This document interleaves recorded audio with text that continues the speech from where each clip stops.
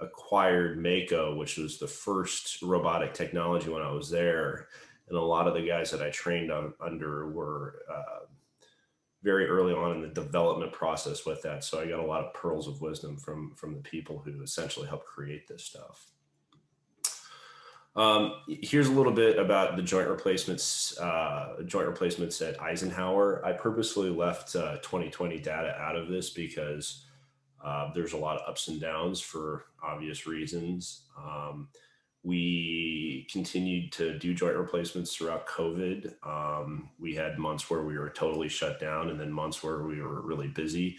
I would say the biggest thing that has really changed for us is the target. If you look at the very top number or top line, length of stay, for total hips is 1.25 days. And in 2018, it was 1.88 days. We're really getting down to less than 1 day for total hips and total knees now. And a lot of people are going home the same day with a hip replacement and a knee replacement. And that's partly driven by CMS, the Center for Medicare Services, as well as patient preference. And people just, with COVID, people haven't wanted to stay in the hospital, and they've actually done really well going home the same day. So very low mortality rates, very few complications, far, far below the national benchmarks for all of these things. Very low surgical site infections. The national average, the target for, this comes up often. Average hospital infections are around 2% across the country. And in 2019, it was less than 0.5%, 0.44% for all joint replacements. So we've done very well with infection management and whatnot. A lot of things come up about infections, and that people hear that Eisenhower has a lot of infections or whatnot. We take care of a lot of infections, but they weren't really treated at our institution initially. We're a big referral base for many, many places. So we actually capture a lot of the complications that occur elsewhere, and we take care of those. So we do see infections, but fortunately for us, it's not often ones that are created here. So in 2019, we were a Medicare 5-star hospital. We've done very well with maintaining all these prestigious awards that come from CMS. We're a Joint Commission certified Center of Excellence for hip and knee replacements. And the hospital overall has done very well with all their credentialing. So we'll get on to the good stuff, the robots. So what are we using robots for in surgery, and how is it making us better? I think that's the big question. Well, I pose that question with another question: can you think of an industry that's adopted robotic technology that's abandoned it? And you really can't. Anywhere from manufacturing processes, and it's been a phenomenal development. It really helps with consistency. So robots, we see them on the roads now. Self-driving cars is the wave of the future. Autonomous driving, and Tesla is one of them. And we're starting to see that these things are probably safer than a human. They have faster reaction times and things. These things appear to be much safer. And I think the same is true in medicine. Have they worked out all the kinks with autonomous driving? No, they haven't. But I think we're going to see with time that things are going to be really nice. So again, we're going to talk about robots in all sorts of surgeries, general surgery and pulmonary related things. What are we using them for in orthopedics? What exactly are they? How do they work? Why they're gaining popularity? And the big question again is, do they make us better? So outside of orthopedics, you're seeing a wide array of specialties in medicine use robots. General surgery, people are using these things for laparoscopic procedures. You can do a single incision through the belly button and do quite complex operations. I know a lot of gastric bypasses are done this way, a lot of appendectomies, hernia repairs. It's pretty amazing technology. So I'll get into everything. I have little snippets on all of these things. So again, general surgery, colorectal procedures. I would say it's amazing. Dr. Bobby does a lot of the gastric bypass surgery at Eisenhower, and the size of patients he's able to operate on because the robot is really amazing. And some of the other procedures throughout medicine. So when I talk about general surgery and gynecologic surgery and urology related procedures, it has to do with what's called the Da Vinci robot. It's different than what we use in orthopedics. So people ask about this all the time. And the Da Vinci robot is a true robot. So this is an example of what it is. The patient lays on the operating room table just as this, and you have all these robotic arms that come in. Now, this is an older version of the Da Vinci. From what I understand, I don't do this type of procedure, but now they've got it down to where there's one little arm that drops into the abdomen, and it's got several arms that sort of branch out from that. And it's quite amazing stuff. So they can do a very complex surgery through one little portal incision through the belly button now. The surgeon actually is not scrubbed into the procedure. He's off in the corner looking at this robot, and what's in the robot is there's several little cameras that they can have access to, and that's what the surgeon's looking at. It's the feedback from those cameras, and then his hands are used to drive the robotic arm. So he's basically guiding the robot just like a video game, and being very, very precise with what he's doing while in surgery. So this is an example, is a true operative picture. And again, this is an older arm. It looks like there's a bunch of little arms coming down in the abdomen. But now with the newer renditions of this, they've consolidated those arms down to one small little arm with a bunch of little, essentially tentacles that come out. It's pretty cool. They've done kidney transplants through robotic surgery. I mean, the things that they're getting down to and they're learning is, this is a whole new skill. So everyone that was really upset with their kids growing up playing video games, I mean, this is the video game of the future. So, you definitely have to have a new clinical appreciation for being able to use these things safely in surgery. So one of the new technologies that came out is a completely new robot, and this rolled out, I believe, in 2019 at Eisenhower, and Dr. Thomas was the big champion of this. It's doing robotic bronchoscopy. So they have these, again, a little remote control down in the left, and you slide these little tentacles down the pulmonary artery, the pulmonary tree through the airway, and you can control where these little tentacles go. And it gives really phenomenal feedback. This is the surgeon kind of advancing its way down the airway, and they can be very, very precise with where they're going. So to the left is a video of the true anatomy. To the center, upper center, it's showing where it is in the location of the pulmonary tree. And down is kind of a three-dimensional picture of what you're seeing. So it's really, really slick technology, and they can be very precise with this. So they can get to places that they were never able to get to before with standard bronchoscopy, because the probes are so much smaller, and you can be very, very fine. There's very accurate and fine precision with this. You can see better now than you could with traditional bronchoscopes. And you have very, very good control of this. This stuff is very precise. Before, when they're doing these bronchoscopies, the older bronchoscopies, you kind of have to, it's kind of a clunky arm that you have to control manually. And there's wires in there that create where that bronchoscope goes. And they're much bigger. So they couldn't have the depth of reach nor the precision that they can with this new robot. And they can target little pulmonary nodes that are really, really far off in the distance in terms of how small it is and how far away it is from the main airway. It's really cool.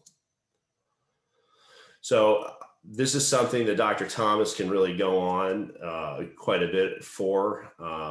This is just some of the examples of how this sort of technology is making our lives as doctors easier. And I truly believe that it's better for the patients. So what are we using it for in orthopedics?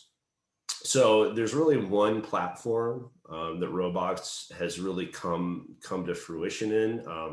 A second platform is starting. It hasn't had a huge adoption yet, but the initial robot for joint replacements, and that's the platform is joint replacement surgery. So the initial platform, when it first came out, was partial knee replacements, and that has now been out for over 10 years, and there's clinical data on these things, and they've done phenomenally well when they've done been done robotically. Now the full knee replacement, there have been renditions of this, but this really only started coming on the market about 2 to 3 years ago.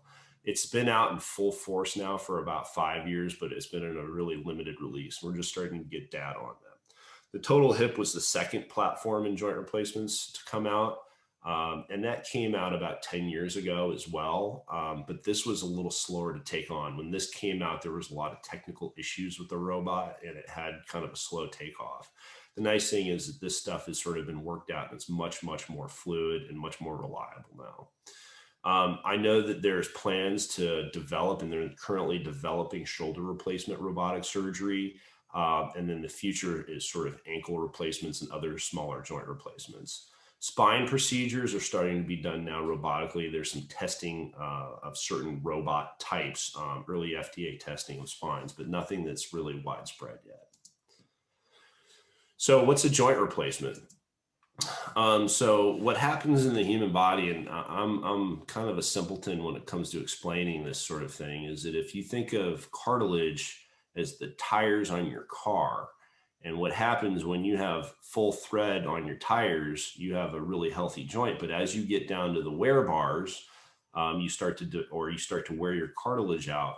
The cartilage becomes less smooth. So cartilage is a really smooth surface. It's got a very low coefficient of friction, so it's a very slippery surface, and that allows your joints to move relatively pain-free. As you start to wear your hips, knees, ankles, shoulders out, all these things, the cartilage starts to become sort of pitted and roughened, almost like sandpaper. And that sandpaper creates friction, and it causes inflammation in your knee or hip or whatever joint it is. And that inflammation is what causes pain. Now, eventually that inflammation can cause swelling. It can cause things like stiff joints. But essentially, arthritis is a disease where the cartilage is wearing out in the joint. There can be many types of cause. It can be genetic related. That's why some people wear these out. It can be inflammatory, such as rheumatoid arthritis. It can be post-traumatic. If you hit your knee really hard when you're 25 playing soccer or something like that, sometimes you have the end effect, and that's you're wearing your knee out. What I tell people, people come in all the time and they're in their 70s and 80s and their knees are worn out, and they're asking why this happened to them. Well, we haven't really evolved long enough.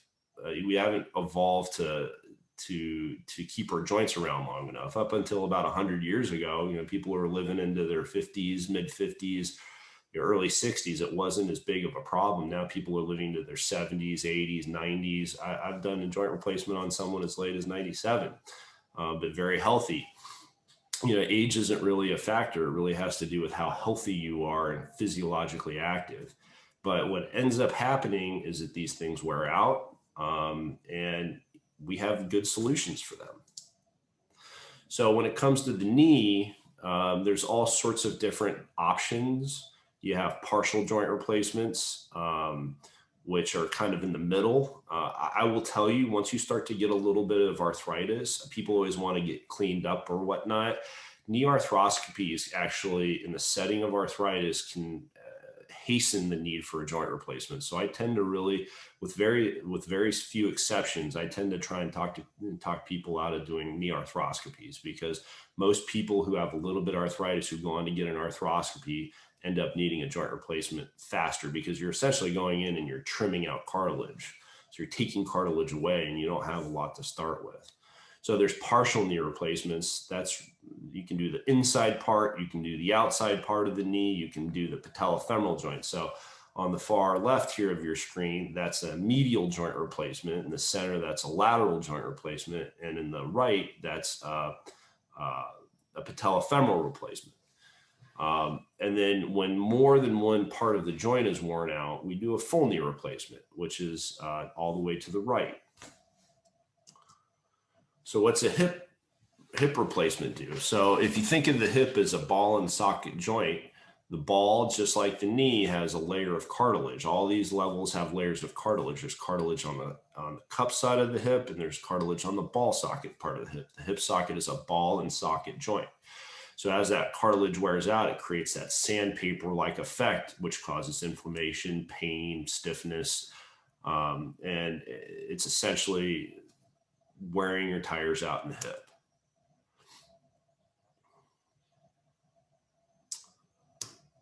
So here's an example of a hip that's worn out. So the things that we look at when the hips are wearing out is there's thinning of the cartilage. So if you look on the outside, the joint replacement kind of towards the top center of the ball is thicker than it is towards the inner side of the ball. You can see that this femoral head, or the ball, is not perfectly round. All of these bone spurs are what we call osteophytes. They're reaction to the body's inflammation, and they form bone around these things, because what happens when the body feels pain, it wants to stabilize that pain. So it forms this bone to sort of stiffen it up, because it doesn't want you using it because it's causing pain. So, that's the whole point of like fracture healing and stuff. That's why when you break your arm or whatnot, you don't want to move it. Well, the hip's the same way, the knee's the same way. They form these bone spurs to try and stiffen it up so it doesn't hurt nearly as much. It's the body's way of dealing with worn out joints. What we do in the hip replacement, we take the ball and we take the socket completely out, and we put a brand new ball, which is anchored in with this stem that goes down the femur. You have to have a way to anchor it. And there's a cup. Now, there are some people do ask me about hip resurfacings where we don't put the stem in and we just basically put a cap on the femoral head. There are very limited indications for those, in my opinion. For one thing, it's not a good procedure to do in women, and it's really not a good procedure to do, and that's in any women, and it's not a great procedure to do in men over 60, because there's a lot of concern about fracturing the femoral neck. So we just bypass that here. Typically, the patient population out here, it's just better to do a full hip replacement. The other issue with the hip resurfacing is it is a metal on metal bearing.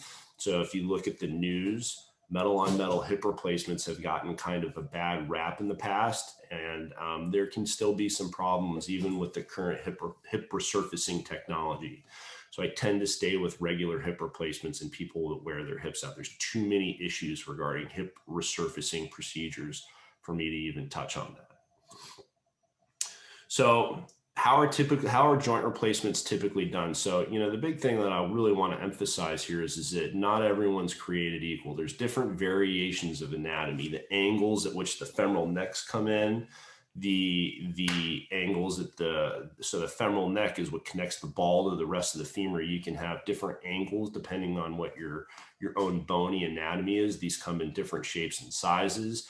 The same thing's true with knees. The angle that your knees come in, you see people walking around with bow-legged knees or knock knees, and there's different sizes and shapes, and the rotational anatomy. All of these things make it a very complex thing. Remember, you're a mixture of your mom and your dad, and no two people are the same. So you can have big variations in anatomy throughout the human population.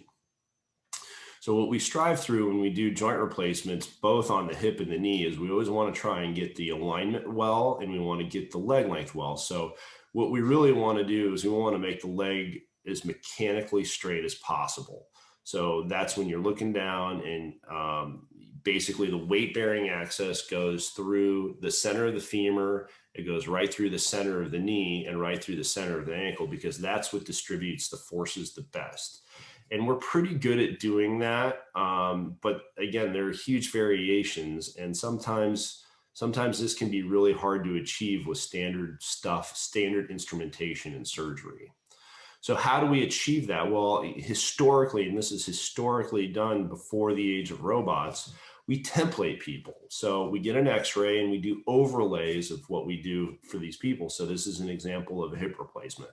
We overlay the cup, we get an idea of what the cup size is so we can plan for that, how it should look in the patient's pelvis, and where the stem is, and where we do things like the femoral neck cut. Where do we make the level of the resection where we take the ball out, where that stem should sit, all sorts of things. It gives us an idea how long the leg is, the left leg compared to the right leg. That's that line going across the pelvis there.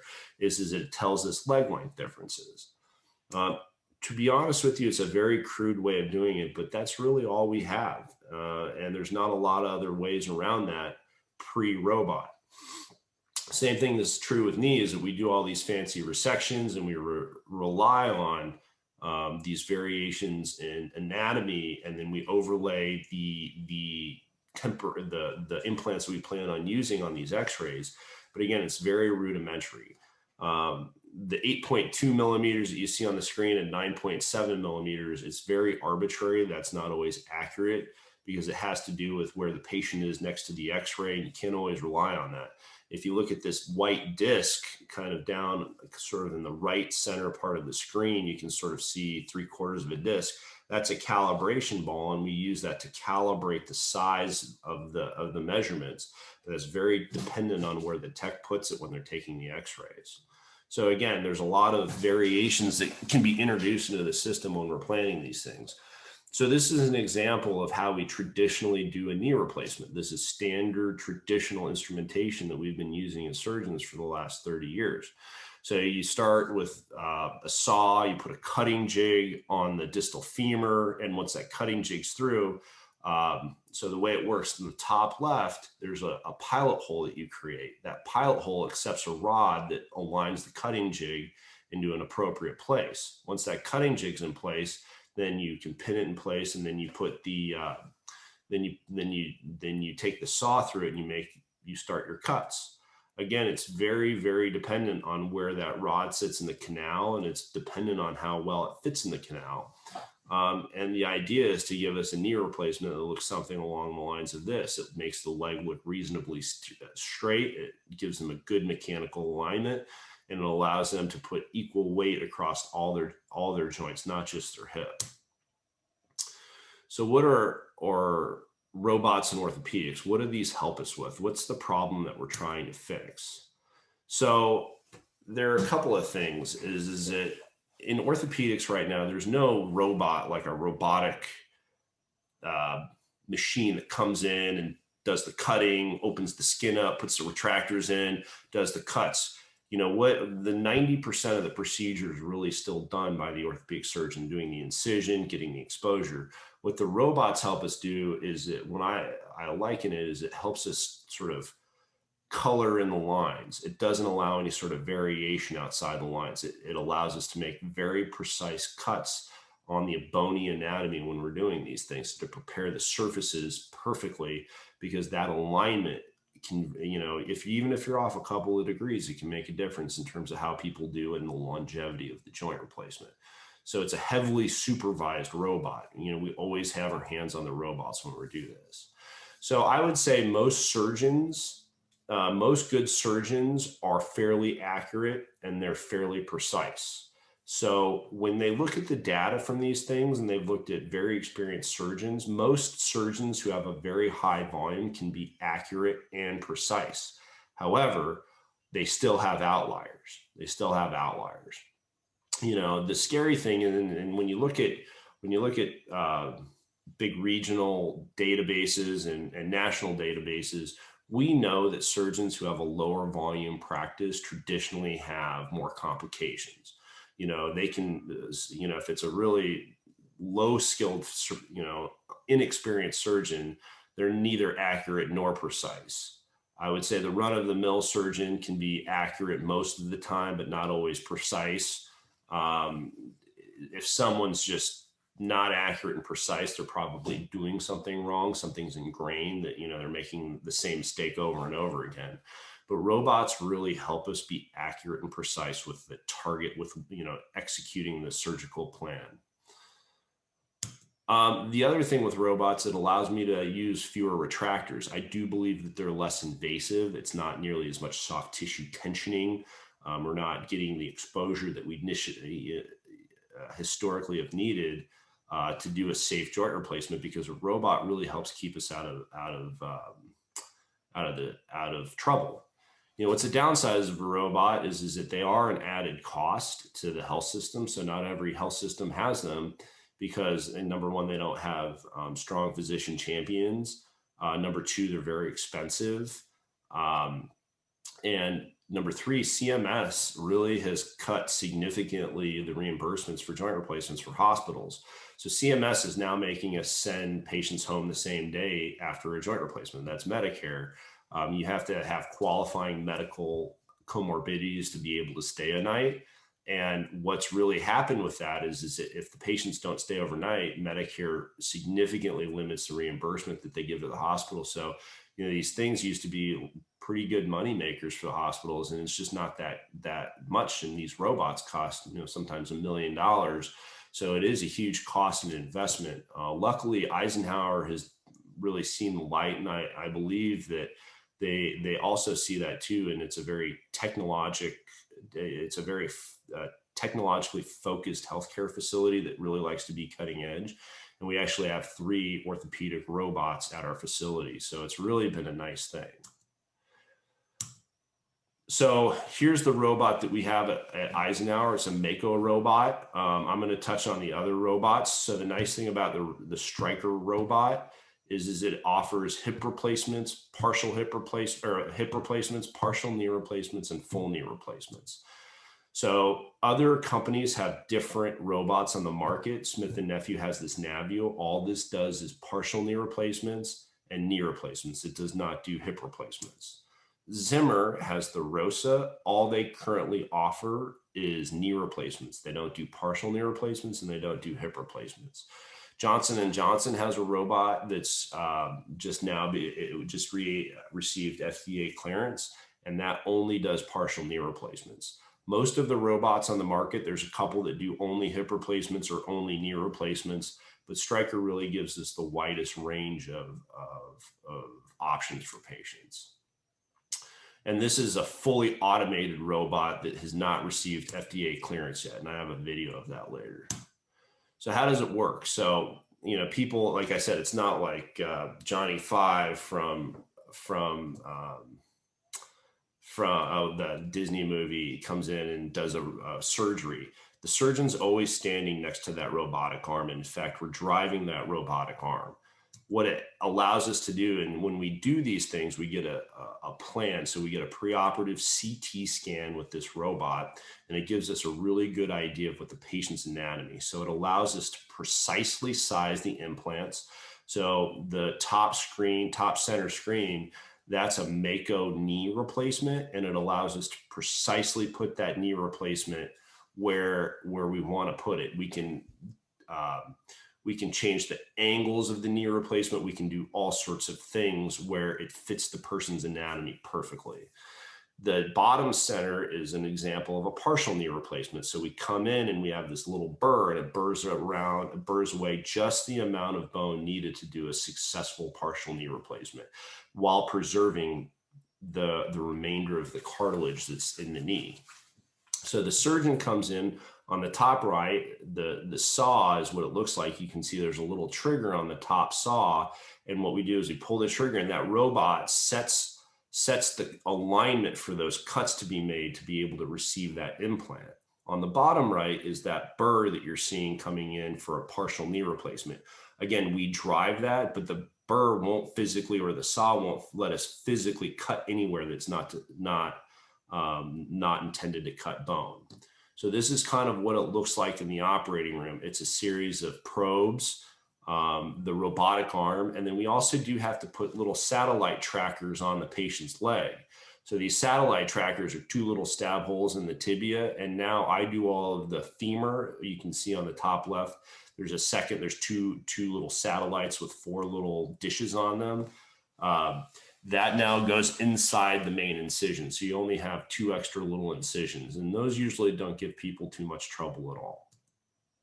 Here's an example of me actually using the robot. You can see the robot is setting the angle. So it's setting the angle, and it won't let me move past that. So I'm trying to. You can see that green box there. It won't let me go outside of that green box while I'm using that saw. And that allows me to be very precise, because what's outside of that green box are things like important ligaments. Sometimes an artery in the back of the knee can be there. You can really do some damage if you don't know what you're talking or what you're doing while you're doing these things, or if you're not paying attention. And the robot really makes this a nice tool for us to safely do reproducible knee replacements. So, you're like, okay, that's great. Where's the proof? And we're starting to see this proof. This is from partial knee replacement data. This is 10-year follow-up, or this is at first a 1-year follow-up study. And partial knee replacements, they typically have the biggest revision for whatever reason. A lot of times people do them in inappropriate patients, but there's a huge technical side of doing a partial knee replacements. And that's why we see higher failure rates with them. But you can see almost instantly within a year in the Australian joint replacement database, the Mako robot had a much lower revision rate and failure rate than the other knee replacements that have been offered. Granted, the numbers are a little bit lower, but this is sort of held out, and we have 10-year data to support this sort of information now. So here's that fully automated robot. Again, this has not been FDA approved. I took this at a conference about 1.5 years ago, and this is on a model bone, and the robot's actually coming in and doing everything. The surgeon's completely hands off with this. So it's pretty cool. That's what's coming down the pipeline. Again, the big problem with this robot right now is it doesn't do hip replacements, and they've had some quality issues with it. I think they may be, if they haven't been cleared yet, they're on the verge of being cleared in the United States. But these things they do offer even more reliability. The problem with a lot of these robots, though, is that they're all limited on what kind of implants you can use. The nice thing about the Stryker robot or Smith & Nephew's robot is that they have very good longevity on their implants. So, here's the evidence that we have building. We know that these things make us more accurate. It's well supported by the medical evidence. They make us more efficient as surgeons because we're not going through and have to tinker with the knee and do recuts if the knee replacement doesn't fit right. We're gonna have to go in and recut things. We're seeing that people are actually recovering a little bit faster with these. It's less invasive, and people seem to have a little less pain because there is a less invasive aspect to it. I will tell you that I feel since I've been doing the robotic total knees now for about 2.5 years in my practice, and I do feel that patients in general recover faster. I'm seeing more people coming in at 2-3 weeks after surgery, not needing nearly the amount of narcotics that they once did. So it's been very good for my practice. So that's for knee replacements. So how does the hip work? The hip's a different animal. Knee replacements, it's a ginglymus joint. So, what happens is it has many different centers of rotation and many different aspects that come into it. It's a very complicated joint. It's not just a simple hinge. So hip replacement, as I mentioned before, is really a ball and socket joint. So we have to replace the ball and we have to replace the socket. So here are the reasons why people get their hips redone. They come loose. That's the biggest reason historically, is that they came loose and they had issues with the materials that were being put in. Now we've sort of solved the material issues. Around 2001, 2002, they changed all the plastic in the hips, and the current generation, the contemporary hip replacements, have lasted a long time. Instability, 1 in 10 hip replacements historically have dislocated. I mean, that's really, really high. I mean, if I had 1 in 10 people dislocating now, I'd be run out of town. With the direct anterior hip replacement that I do, it's been years, knock on wood, since I've had a hip dislocate. They're much more stable. We can tension the soft tissues really nicely. Infection, 10% infection rate. Again, these are sort of older numbers. As you saw from us before, we're a very high volume joint replacement center, Eisenhower. And again, this is the breakdown of why these hips and knees got infected. So it doesn't mean there was a 10% infection rate. This is just the reason why people get their hips and their knees revised. So when we do robotic planning, It's kind of similar to the knee. We have precise placement of the cup when we do this. This is a look of the intraoperative screen that we get when we do these robotic hip replacements. We can look at the precise placement where we want to put the cup. You know, the cup inclination is what the angle the cup goes into and how open or closed the cup is. We can precisely plan that so there's no overhang in the important parts where you don't want overhang in the pelvis. Again, there's a robotic arm that comes in that we do this. That robotic arm helps us prepare. We use this circular cheese grater to essentially prepare for the socket, and it perfectly prepares it. And then it holds the cup in the exact position that you want to impact it in when you impact it in. And that's what you're seeing on the far right with the gentleman with the mallet in his hand. So this is a real-time picture taken at Eisenhower of what it looks like in someone's body. Now you can see with the robot, you don't necessarily have to have, historically when we were doing these things, you have a lot more retractors in there and it's stretching all the soft tissues out significantly more. You don't necessarily have to have that. In fact, this is taken of one of my colleagues, but I don't really even have any retractors. And I like to keep everything nice and loose. I have very minimal retraction to kind of slip it past vital things, but very little retraction, very little tension on the soft tissues while I'm doing these things. And then once the cup preparation is done, this is a picture of impacting the cup into place. Again, that arm is holding a very precise angle relative to the pelvis. Now, again, you still have, if you look back, here's if you can see the little satellite dish, it looks like 4 little discs right in the top left of the screen. Those discs are telling the robot where the pelvis is in space. When you go in and you do these things, you have to register vital points of the bony anatomy when you do this. And that registers, it goes back to the CT scan that you get before surgery, and it sort of knows where you are once you register that.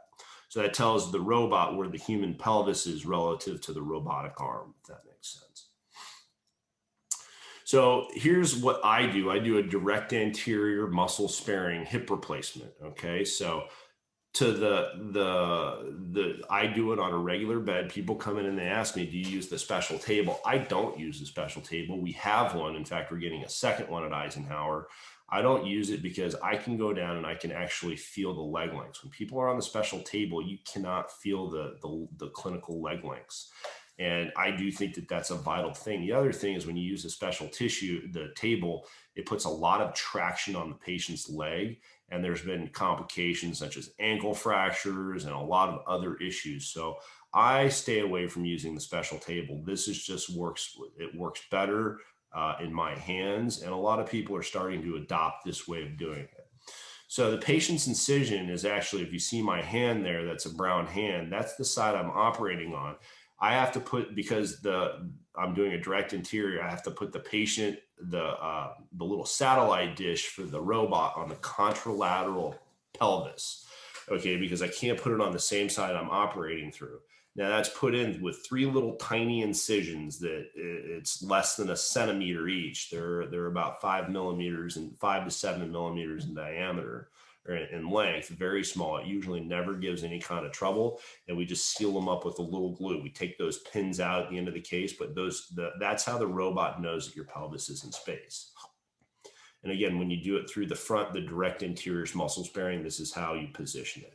Now, what is it looking at? If you look at the top over the anesthesiologist's head there's a camera that beams down to those satellite dishes. So that's how everything is known. Again, it uses the CT scan that you get before surgery, and you have to register the pelvis with other technology. These little probes, you take different points throughout, and it tells the pelvis, or it tells the robot exactly where the pelvis is in space. So again, that's where the incision goes. And this is where the array goes. Now I'm taking it another step further. I've started doing the bikini anterior hip incision. And what that is that when you look at the crease in the groin, it essentially follows that pathway. Historically, and I would say the majority of hips that I've done and the majority of anterior hips that people do, the incision runs the length of the leg. So it's perpendicular to that incision. And I started using this. There's been a couple of papers coming out that said there's really no difference in function, but cosmetically these look a little bit better. And you can see this is just 5 weeks out after, or 3 weeks out after a bikini incision. It basically meshes with the groin crease in this patient. So cosmetically, you're not seeing these huge scars on the outside. Now, I will say not everyone's a great candidate, but most of the people that I've done this, people who have really large thighs, it's something that I tend to stay away from because it gets really, really hard to see. But for the most part, this works well on 95% of patients. And that's the incision right there. So you're like, okay, cool.